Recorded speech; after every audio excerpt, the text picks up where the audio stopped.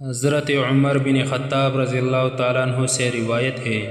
کہ رسول اللہ صلی اللہ علیہ وسلم نے فرمایا،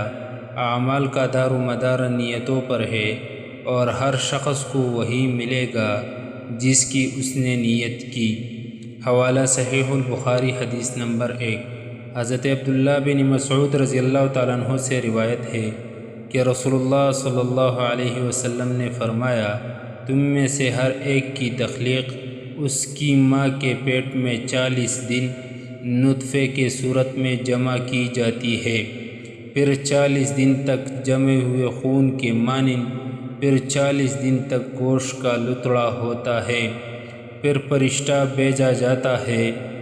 وہ اس میں روح پھونکتا ہے اور 4 باتیں لکھتا ہے۔ نمبر 1،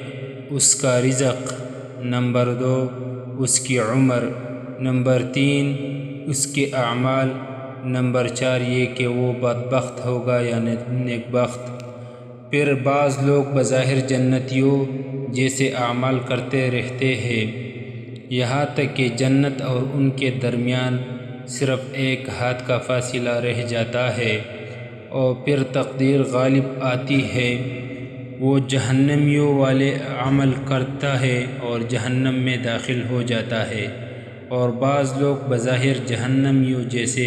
اعمال کرتے رہتے ہیں، پھر تقدیر غالب آتی ہے، وہ جنتیوں والے عمل کرتا ہے اور جنت میں داخل ہو جاتا ہے۔